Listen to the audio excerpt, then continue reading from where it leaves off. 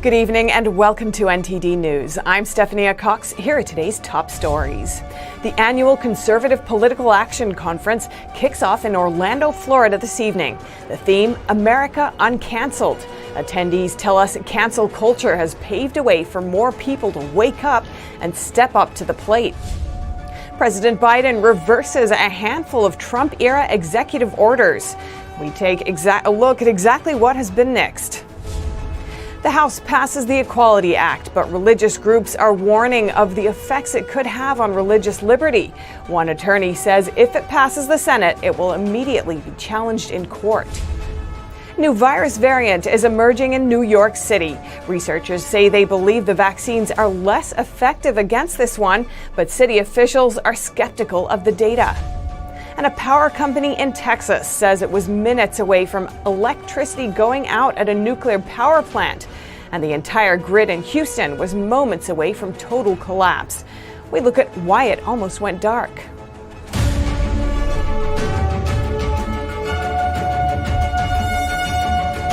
The annual Conservative Political Action Conference kicking off this evening in Orlando, Florida. This year, it's a bit smaller due to COVID, but thousands are still expected to make their way to the Sunshine State this weekend. With the current social climate, a lot of discussion will focus on tackling big censorship of big tech and how conservatives can overcome the cancel culture phenomena.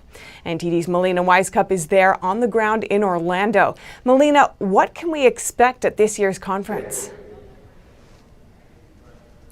Yeah, Steph. So actually right now we're in this large conference room where many of the key speakers will be up on that stage tomorrow speaking about things that they deem important, super important for conservatives to keep in mind over the next few years. One of the biggest topics to be discussed is going to be big tech censorship as well as First Amendment rights.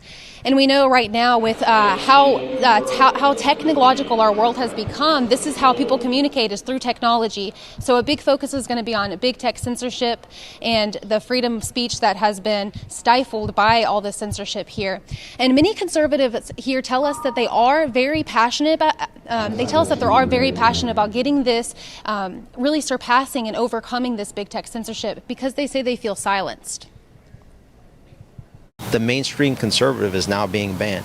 They're calling me a domestic terrorist because I just had the nerve of showing up on January 6th. All I did was show up. It's when people's voices are stifled and we're censored. Americans are censored. That's when they say, wait a second. And then even moderate people who might disagree start to look and say, you know, I don't agree with Dave, but he has a right to speak. And it becomes actually a whiplash effect. And people say, I think we've gone too far.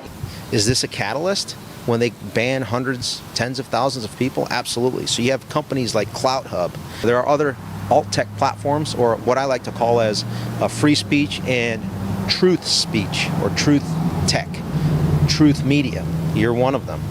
Essentially breaking away from the chains of an individual corporation kind of controlling that. Like I said, it's going to open up, I think, a lot of doors for entrepreneurs to kind of jump in there and fill that void that's been created by big tech. So they're really going to kick off tomorrow, headstrong, just talking about this freedom of speech and the censorship that's come from all this big tech censorship. And one of the biggest speakers here talking about that at 10 a.m. tomorrow will be Ted Cruz. He's one of the first D.C. speakers that's going to be here talking about that.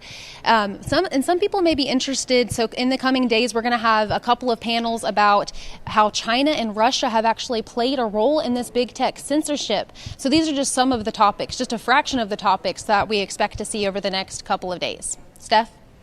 Yeah, that's good to know, Melina. A lot of important topics to be discussed this week. We know later this weekend, Trump will make his first public appearance there since the election. Any ideas on what he might speak about?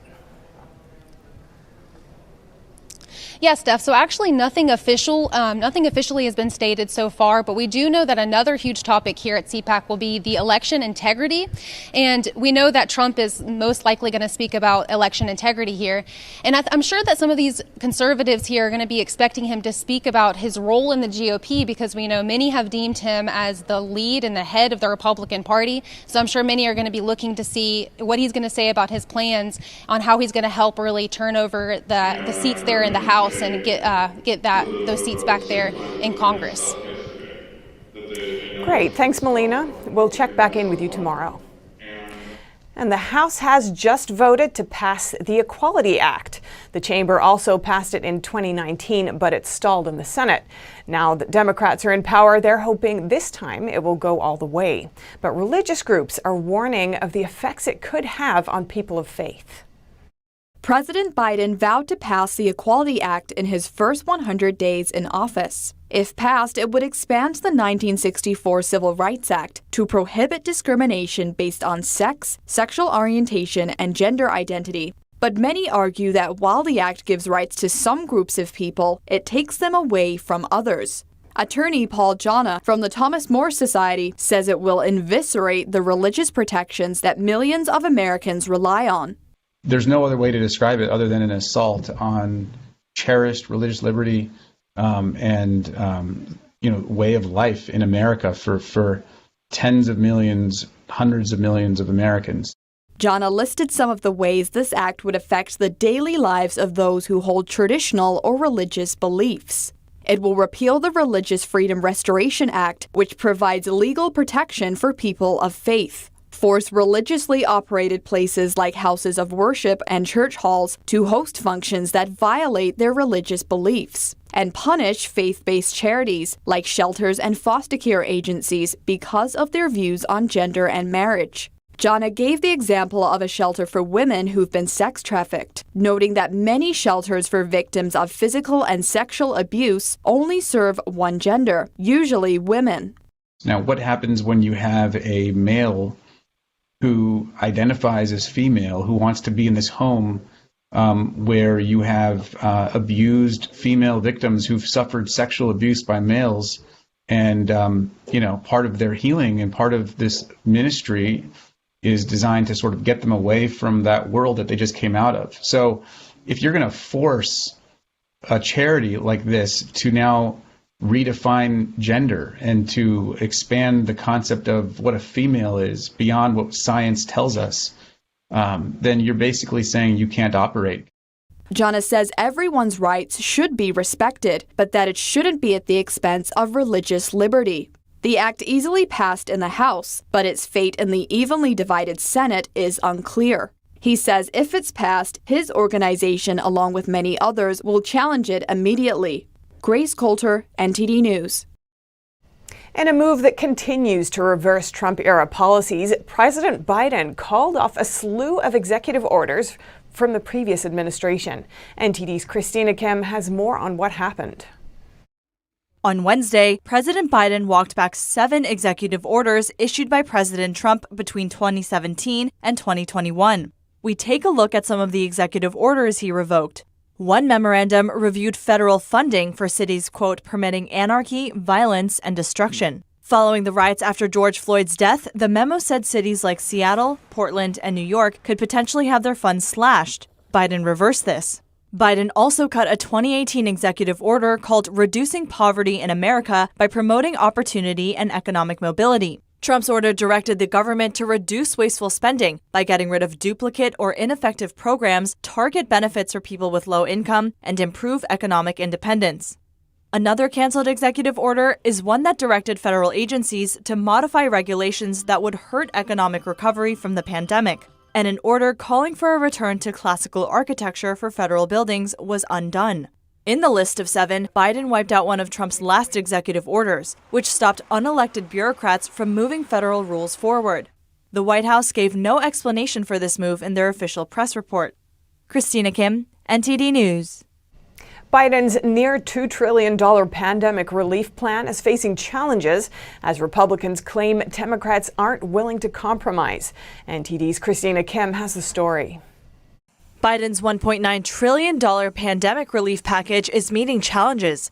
Democrats say the plan isn't too big and must be passed. Now, critics say the plan is too big. Let me ask them a rhetorical question. What would you have me cut? What would you leave out? Republicans are always complaining just for the sake of complaining about things that they themselves do. Republicans, on the other hand, are criticizing Democrats for pushing the stimulus package without accepting input. House Minority Leader Kevin McCarthy said out of the 286 proposed amendments to the bill, only 2 were accepted. Calling it the Pelosi payoff, several Republican leaders say only 9% of the entire package goes towards pandemic relief.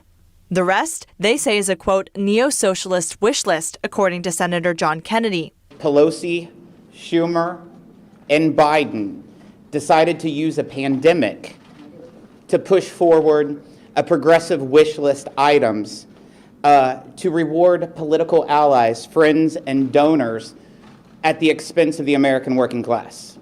The House Minority Leader says a large sum goes to building tunnels and bridges in California and New York, which he says aren't related to the pandemic. We watched the swamp come back to Washington.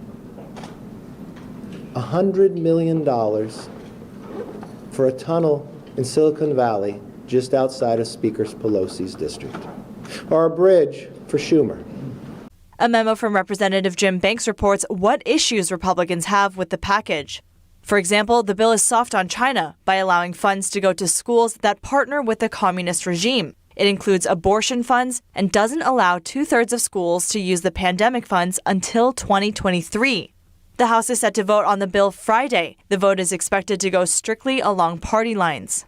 Christina Kim, NTD News.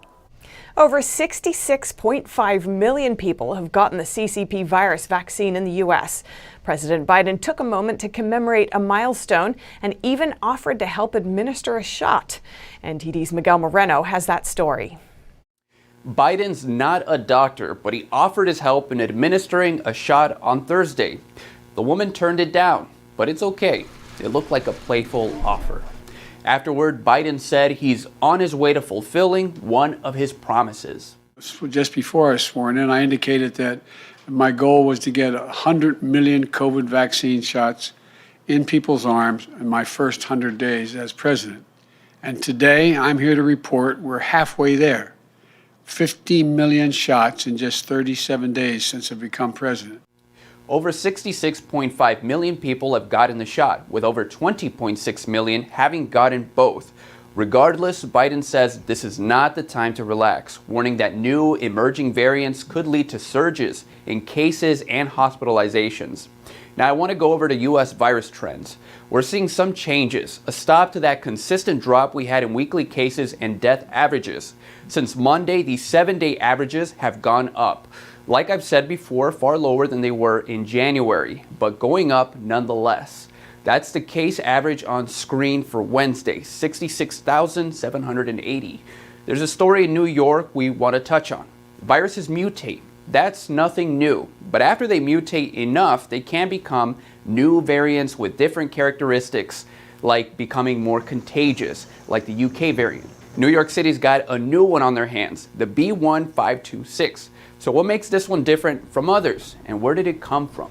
Dr. David Ho from the AIDS Research Center at Columbia University says they believe it's homegrown and can better evade vaccine-driven antibodies.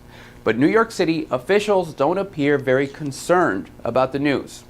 So right now, at least for the report that we hear, we have from Columbia, we need to just consider this a variant of interest, something that's interesting that we need to follow and track. But it doesn't change anything about our public health concern. We need more data and studies to understand that. He propped up the 2 available American vaccines, also the anticipated Johnson & Johnson one-shot vaccine. He said they're very effective at preventing severe disease and death. That's true. The FDA and CDC have confirmed that. But the FDA also cautioned that it's not clear how the Johnson & Johnson vaccine works against different variants. On top of that, both Pfizer and Moderna are still studying how their vaccines fare against the one found in South Africa. Columbia University says they found the new variant in about 12% of their cases. Back to you, Steph. Thanks for the update, Miguel. Researchers say the variant in question was first found in November, but cases have picked up dramatically in recent months. And the question of whether to allow sex changes or puberty blockers for minors came into the spotlight during today's Senate confirmation hearing. That's because the nominee has supported the idea. More on that by NTD's Allison Lee. President Biden's nominee for Assistant Health Secretary, Dr. Rachel Levine, is getting some tough questions from Senator Rand Paul. Dr. Levine, you have supported both allowing minors to be given hormone blockers to prevent them from going through puberty, as well as surgical destruction of a minor's genitalia. Dr. Levine, do you believe that minors are capable of making such a life-changing decision as changing one's sex? Nominee Rachel Levine is openly transgender. According to earlier reports, Levine has been giving lectures on how to perform sex changes for children since at least 2012. Transgender medicine is a very complex and nuanced field with robust research and standards of care that have been developed. Paul highlights that American society is now normalizing hormone injections for minors. He also points to some data on this issue. Like surgical mutilation, hormonal interruption of puberty can permanently alter and prevent secondary sexual characteristics. The American College of Pediatricians reports that 80 to 95% of prepubertal children with gender dysphoria will experience resolution by late adolescence if not exposed to medical intervention and social affirmation. Paul suggested that minors shouldn't be making life-changing decisions such as sex change, and parents should be involved. You're willing to let a minor take things that prevent their puberty, and you think they get that back? You give a woman testosterone enough that she grows a beard, you think she's going to go back looking like a woman when you stop the testosterone? You have permanently changed them. Infertility is another problem. None of these drugs have been approved for this. They're all being used off-label. The senator asked Levine again whether minors should be making these decisions, but Levine repeats, saying transgender medicine is a very complex and nuanced field. Reporting by Allison Lee, NTD News. During the Texas storm, grid operators chose to cut off power going to power plants. They say the state's energy system would have crashed for months if they did not make the controversial move. NTD's Kevin Hogan has more. In a deadly winter freeze with rolling blackouts cutting off people's heat, wouldn't power plants remain a top priority to stay powered up? But the manager of the state's electric grid says he cut the juice to some power plants to avoid a bigger catastrophe. The Electric Reliability Council of Texas, or ERCOT, says the state would still be in a blackout today if they did not cut power the way they did. ERCOT President Bill Magnus said, quote, "Now it didn't work for people's lives, but it worked to preserve the integrity of the system." Texas State Rep Chris Patty was not satisfied with the response to the crisis. To call this unacceptable would be a severe understatement. It was an unmitigated catastrophe that will take years to unwind and will affect Texans for years. Vistra Corp is a power company that relies on ERCOT. Its CEO, Curtis Morgan, claimed ERCOT's grid manager shut off the power because of its outdated lists of critical infrastructure. The storm claimed 40 lives, and even 10 days after the start of the blackout, 1 million people in Texas were told they had to boil their water to make it safe to drink, if they had running water, that is.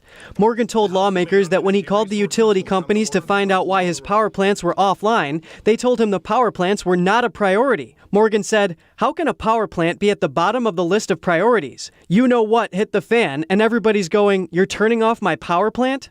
The president is expected to make his first appearance at a major disaster site by visiting Texas on Friday. Kevin Hogan, NTD News. A Texas bakery is lending a hand to people devastated by last week's historic winter storm. They spent money out of their own pocket to buy food for people in need.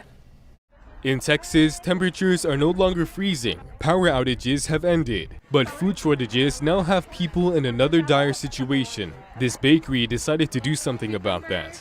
Grocery stores have been out of all of the staples, lines are really long, and we've got a lot of families, a lot of elderly people in our community who just needed a way to be able to get food. Once they could get supplies in, the bakery's owners used $5,000 of their own money to buy food for people who need it. They said around 400 people had picked up things like eggs, produce, chicken breasts, and hot soup from them. Cumberland says some people in the area have been hit harder than others. They're hoping to feed 1,000 people by the end of the week. They're relying on crowdfunding to get enough money to make that happen. And up next, Asian hate crimes reportedly on the rise in states like California and New York. The NYPD's Asian Hate Crime Task Force says they're on the case. One of New York City's main industries, arts and entertainment, is suffering under the pandemic. Now, as the city opens up, it's trying to bring live events back. More on that when we return.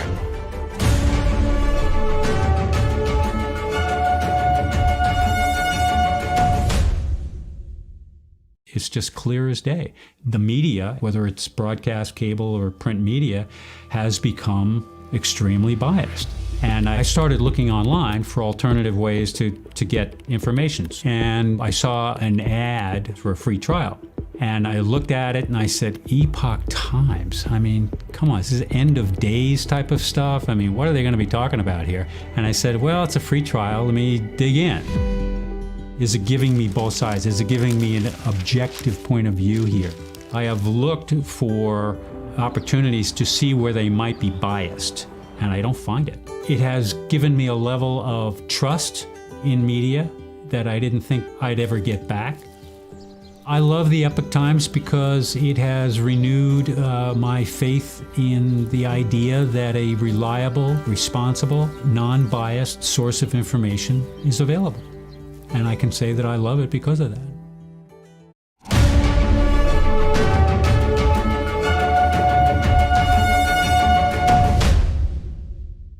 Since the pandemic came to the U.S., violence and crimes committed against Asians have gone up. The NYPD's Asian Hate Crime Task Force says they'll investigate any crime linked to Asian hate. NTD's Dawn Tran has the details. Reports of violent crimes against Asians are at unusual highs during the virus pandemic. Some speculate it comes from the fact that the CCP virus came from China. It's caused certain people to have an irrational view that any Chinese person or Asian person who looks Chinese is carrying the virus. Deputy Inspector and head of the NYPD's Asian Hate Crime Task Force, Stuart Liu, said it's also because of social media. I think people are becoming less tolerant of hate.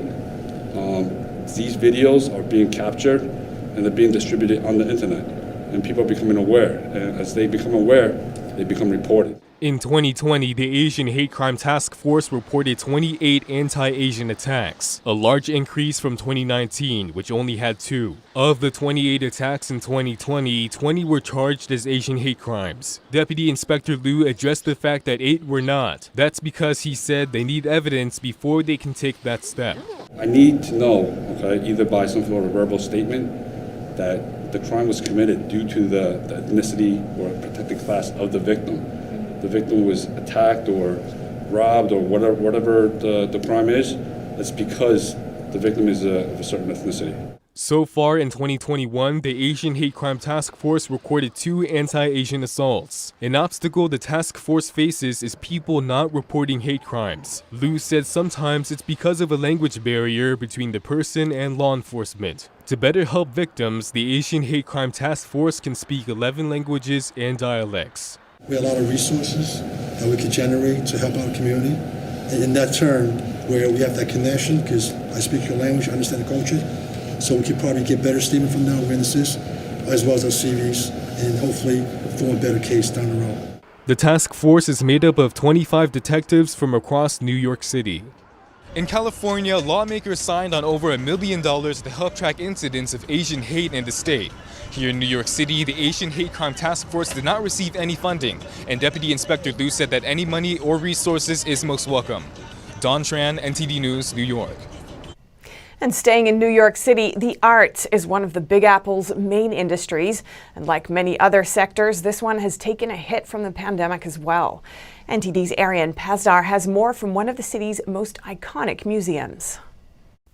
Jobs in arts and entertainment fell by almost 70% from 2019 to 2020.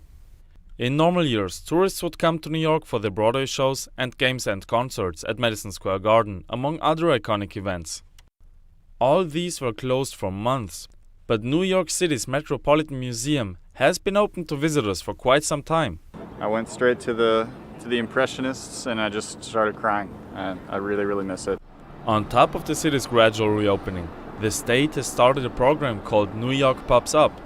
100 pop-up performances are scheduled to be held throughout the state within 100 days.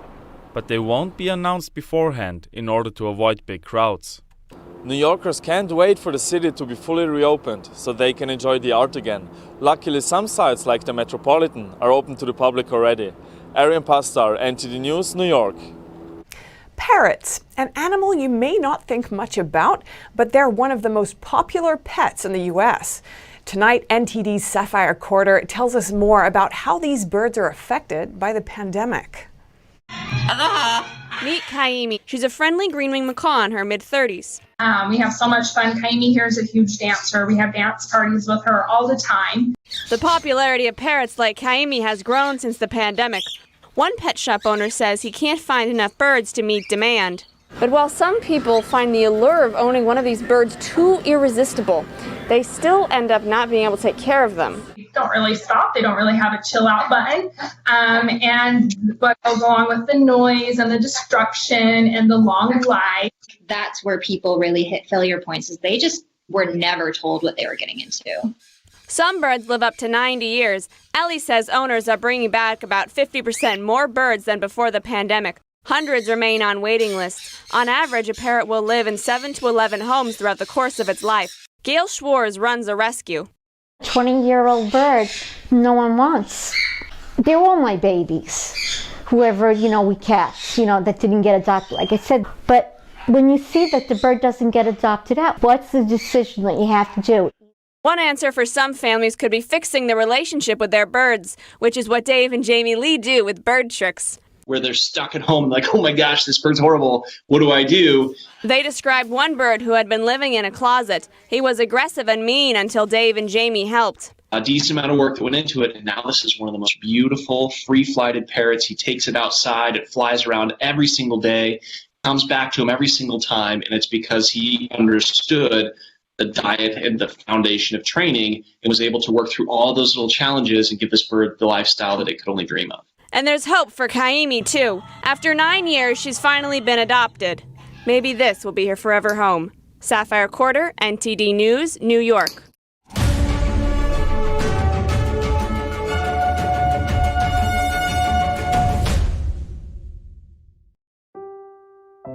Dear friend, as we look back at 2020, we would like to express our sincere thanks to all of you for staying with and supporting us during this unprecedented time.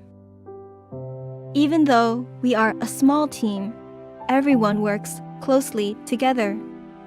We're inspired by Shen Yun Performing Arts and guided by traditional values like loyalty, bravery, perseverance, and compassion. Through our creations, we hope to show the true beauty and grace of ancient China. We strive to carry on and preserve its 5,000 years of traditional culture. Our wish is that perhaps we can bring a little bit of serenity and optimism to this world. As the new year gives way to a sparkling new beginning, may our designs and products bring you hope and joy while journeying through life. Happy New Year of the Ox.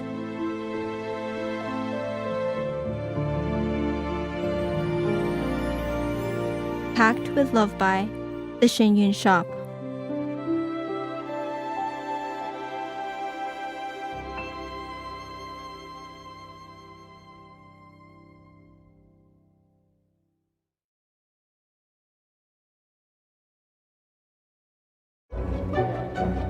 Someone has to find the way to build the Great Dome.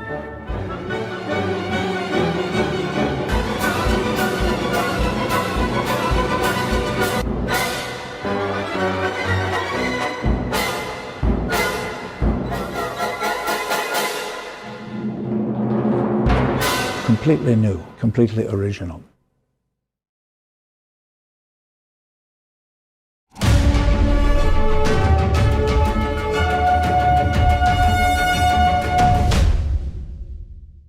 former official is accusing telecom company AT&T of pressuring the government. That's in order to take a Chinese company off the sanction list. NTD's Tiffany Meyer has the details. U.S. telecom giant AT&T is, quote, placing profit over and above human rights. This, according to former Commerce Department Undersecretary Corey Stewart. On Wednesday, Stewart verified allegations that AT&T's senior executive vice president requested to keep a Chinese military-controlled company off a U.S. blacklist. The accusation first came from a report by National File. It alleges that AT&T pressured the Commerce Department to keep Chinese telecom firm China Telecom off the entity list. The entity list is reserved for foreign companies engaged in human rights violations or with national security risks. Stewart says that through China Telecom, the Chinese regime has been using cell phone technology to spy on minority populations and send this information to the state police. AT&T is involved in a joint venture with China Telecom, and the company admitted it did not want China Telecom to be sanctioned. It told Fox News, quote, without a relationship with a licensed Chinese communications company, no non-Chinese provider can serve U.S. companies operating in China. In addition to human rights violations, there are also national security concerns regarding China Telecom. Last year, President Trump issued an executive order banning U.S. investments in Chinese military-linked companies. He believes these firms could potentially spy on Americans, and China Telecom was among them. But AT&T is not the only company that allegedly put profit over human rights. It's also happening with a Swedish company. Last month, Swedish telecom giant Ericsson pleaded against a domestic ban on Huawei. This despite the Chinese telecom giant being Ericsson's main competitor. A researcher at the American Enterprise Institute says that's because Ericsson has stakes in the Chinese market. Her analysis shows that Ericsson's Chinese market revenue is around 8% of its total earnings. The State Department under President Trump accused Huawei of providing information to the Chinese regime that aids human rights abuses. China's grain import in 2020 broke records. That's in contrary to Beijing's claim that there is no food shortage in China. Data released by Chinese Customs shows that last year, the country imported 142 million tons of grain. This is the first time grain imports exceeded 140 million tons. That's also a close to 30% increase compared to the previous year. Imports of corn more than doubled. The figure draws into question one of Beijing's narratives on food. Despite severe flooding and other natural disasters in China last year, the communist regime claimed that grain production had hit record highs in 2020. But farmers across China reported crop failures and hugely reduced harvest levels. Food shortage in China appears to be worsening in recent years. In 2014, China became the world's largest food importer. Since 2015, China has imported more than 100 million tons of grain each year.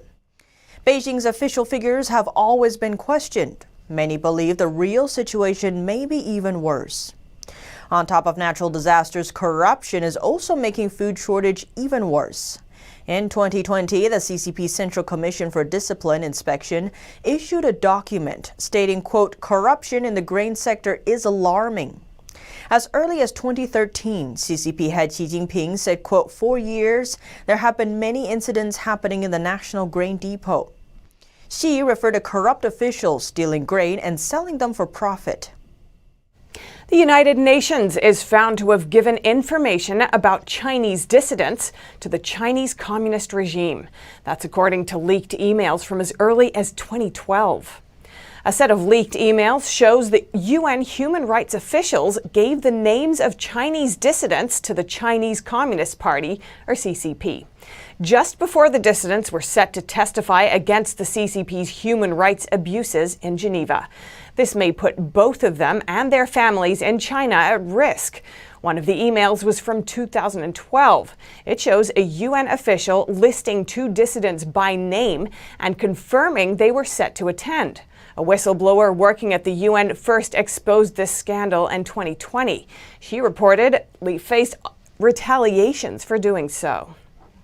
And one of China's largest state-owned financial insurance firms is making headlines. That's as a former employee alleges decades of corruption. NTD's Juliet Song has more on that. A Chinese insurance giant is going viral. The company, China Life Insurance, is one of China's largest state-owned financial insurance providers. But now a former employee is accusing one of its subsidiaries of decades of corruption. In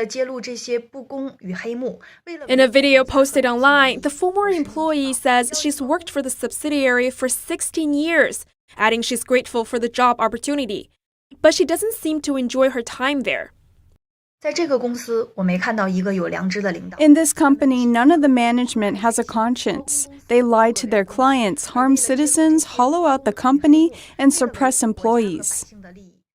Zhang alleges one of the company's managers is guilty of corruption in several areas. For one, he's fabricated about 200 fake employees every year in order to profit from the bonuses and training costs allocated for them. She also says the manager creates fake invoices for different social events with clients and later gets reimbursed for the expenses that didn't actually happen. Zhang claims the company has lost at least $1 million over the years because of the practices. She says the manager isolated her after she refused to help him with the fraud.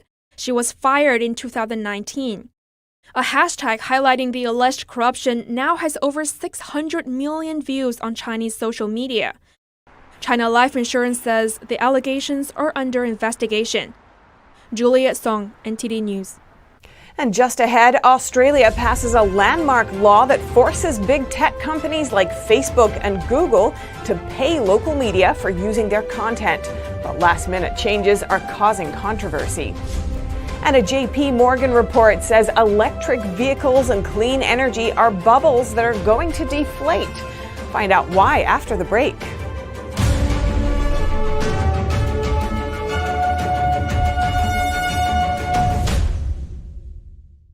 If you're like me, and I think it's actually most of us, then you're getting really fed up with the nonsense going on inside the banking system. I mean, we've worked hard our entire lives to retire comfortably. We just recovered from the crash of 2008, and it seems like it's about to happen all over again. Look at the too-big-to-fail banks. They're only getting bigger as the Fed hands them trillions of dollars daily, while simple folks like you and me, we're only getting the short end of the stick. That's why I'm glad I found this book called The Bank Failure Survival Guide. Give us a call, and we'll send you a free copy with no obligations whatsoever. Just one American to another, telling you about some options that you might not have considered. Call 866-239-2619 today for your free copy of the Bank Failure Survival Guide. That's 866-239-2619.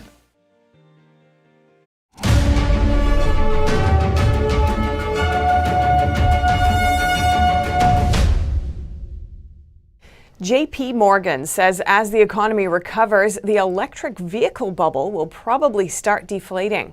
The analyst says aspirational sectors really took off during the pandemic. Hope and despair all in one. NTD's Patrick Hayden reports. A JP Morgan report says the electric car vehicle bubble will deflate as the economy recovers. One analyst says the bubble isn't related to real economic cycles. It's more driven by the reset agenda that started with the pandemic. Creighton University finance professor Robert Johnson says he thinks investors may be getting too aggressive on the valuation of electric car companies, including Tesla. To an investor, buying a Tesla today at 181 times forward earnings, or buying a Ford and GM at 10 and 11 times forward earnings. I would contend that much of that premium being paid for Tesla is a Elon Musk premium. He says it's almost like a cult stock and people are buying into Elon Musk and ignoring some of the fundamentals, like whether it's a viable business and whether it's fairly priced. He says this is the case for a lot of electric vehicle stock and is especially true with Nikola, which doesn't even have any sales. Sometimes price to earnings, you can't value all firms on a price to earnings basis, but at least you can value them on a price to sales basis. Well, that isn't even the case for Nikola. And it's all hype. It's all what could happen. He says back in the day when the automobile industry started, there were more than 2,000 car companies, but only 3 made it through, and even they were sold at below book value. They made products that transformed our lives but weren't good investment. And I think there's a real message there. And that message is that too often people get derailed by the narrative. He says especially now people are buying and bidding stock prices up that have no earnings. And he reminds investors for something to be a good business, you have to prove there's a sustainable business model that can throw off cash flows. Patrick Hayden, NTD News. The Australian Parliament has passed a new law designed to make Alphabet's Google and Facebook pay for media content on their platforms. Other countries are watching on. Australia passed a world-first media law on Thursday designed to force big tech to pay media companies for their content. The reforms are a check on companies like Facebook and Google that could be copied in other countries. The legislation has been watered down after a standoff between the government and Facebook over the past week, including Facebook's drastic move to block all news for Australian users. That decision set off a storm of criticism. Then the social media giant took a U-turn and refriended Australia on Tuesday after last-minute concessions were made by the government, including a longer period for tech companies to strike a deal with media before the government intervenes. Treasurer Josh Frydenberg trumpeted the law's passage as a win for supporting independent journalism, stating, quote, it was helping to sustain public interest journalism.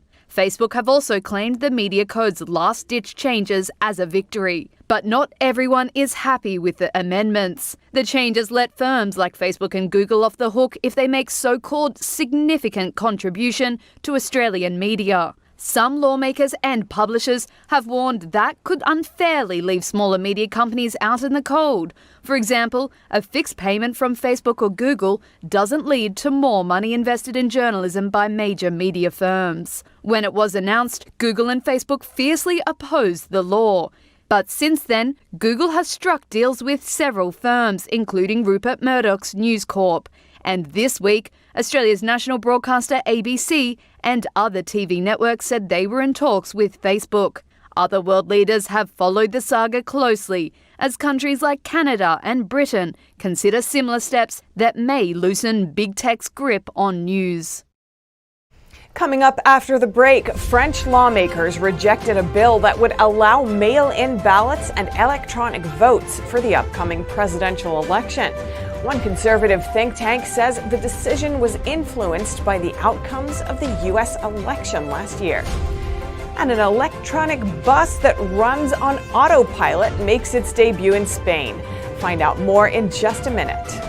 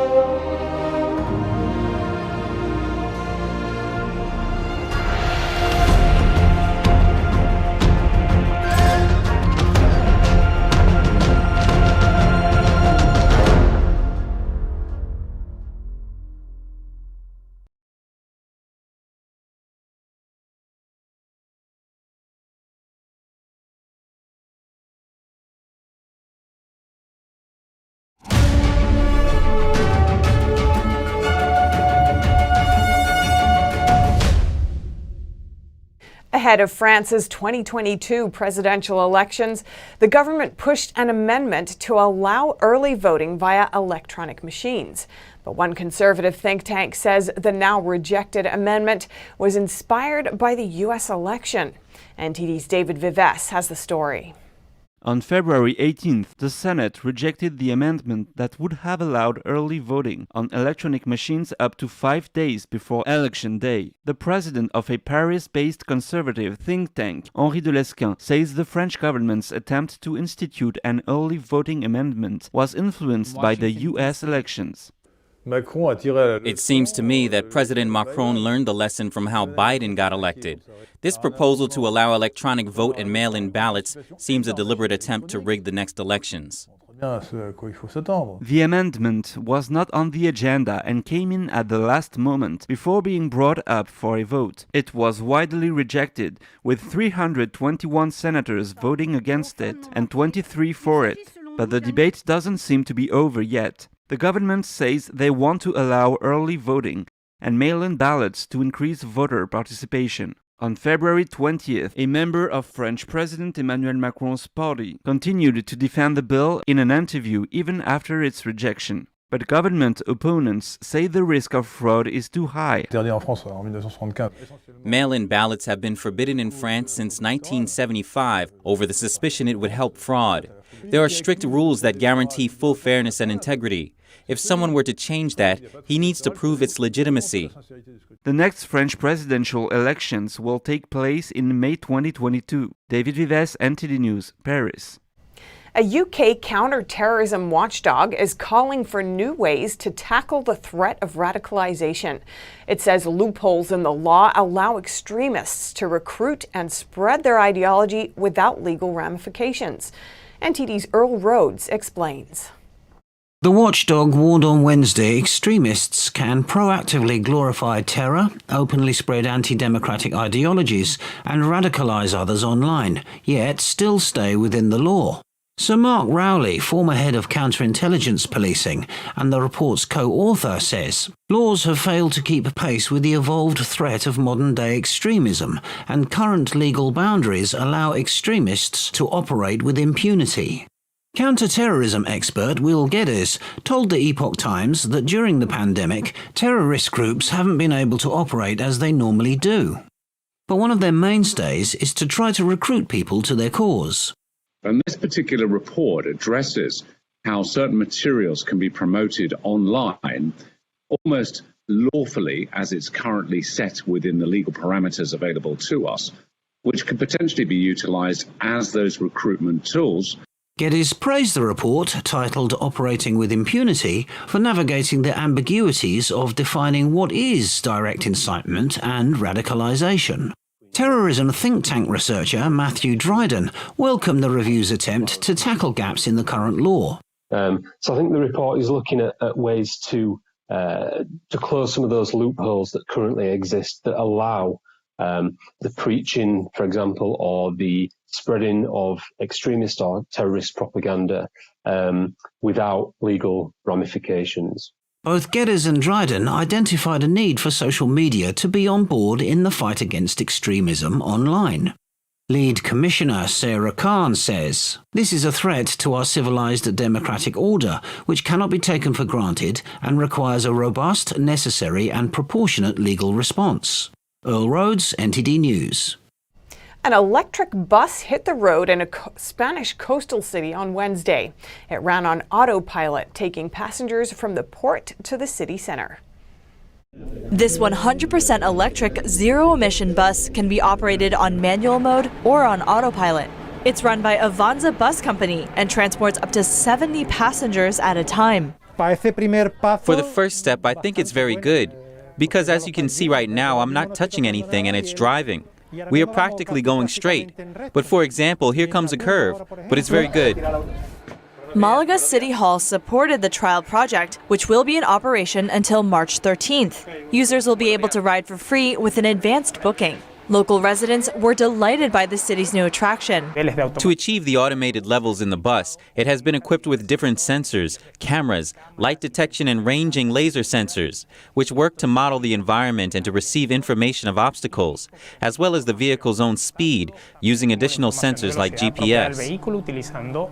Cities like Malaga hope innovations like this one might help them get past the economic debilitation caused by the pandemic and on to better days.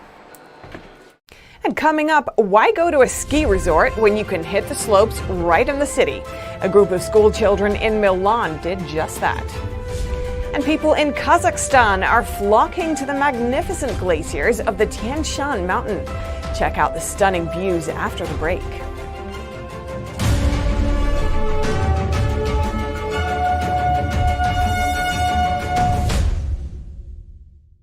When you look at TV networks in America, a soundbite and fight-it-out culture prevails on news and commentary programs. As a Canadian, I'm fascinated with America, and I wanted to offer American thought leaders an opportunity to share their thoughts in a deep dive format, where we can explore their ideas together. And so American Thought Leaders was born. The world's most brilliant thinkers believed that open discourse was the key to greatness. However, all around the world, we see that discourse is being stifled and political agendas have subverted media. The Epoch Times launched its Global Thought Leaders program to bring back this great tradition of free thought. As the host of American Thought Leaders, every week I interview some of the most intriguing minds on the most pressing issues of our time. Be sure to check out our new episodes every week.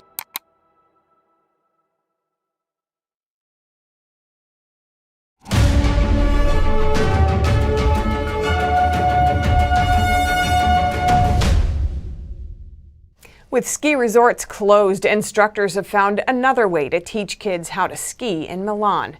The urban slope has no snow, but plenty of laughs and smiles.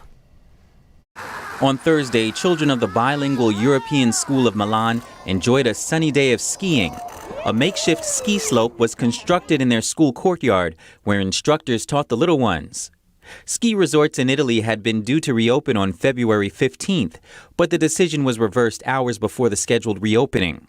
Officials want to try to avoid any rapid spread of the COVID-19 variant.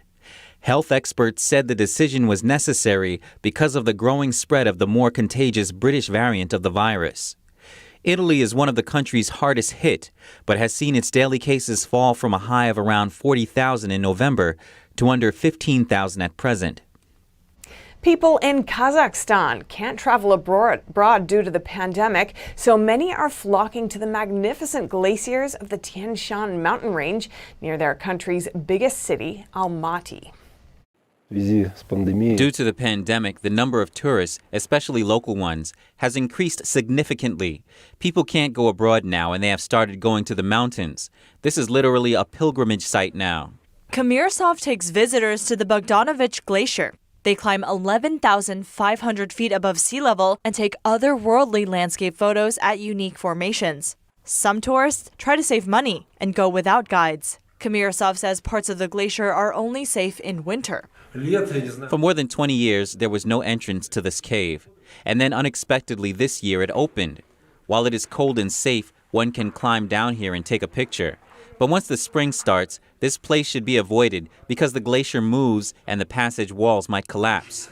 Kamirsov says the glacier's lowest point has retreated about 1 mile since he first visited it about 30 years ago. As glaciers melt, they leave behind lakes, which can overflow and cause mudslides, a major hazard for nearby Almaty. But for now, city residents are rushing to visit the glacier.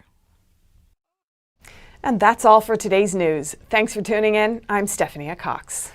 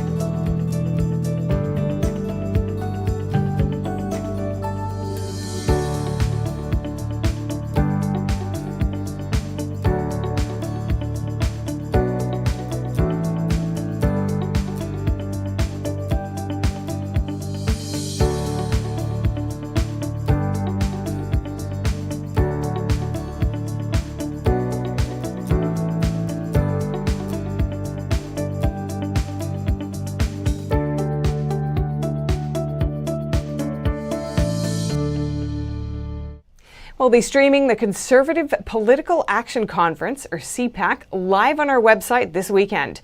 You can join our live stream Friday through Sunday all day at ntd.com, but only on our website. You won't find it on YouTube because we need to protect our channel from video removals and possible strikes. We are live streaming all the speakers, including former President Donald Trump. He's expected to speak at the conference on Sunday. It will be his first public appearance since leaving the White House. We hope to see you there.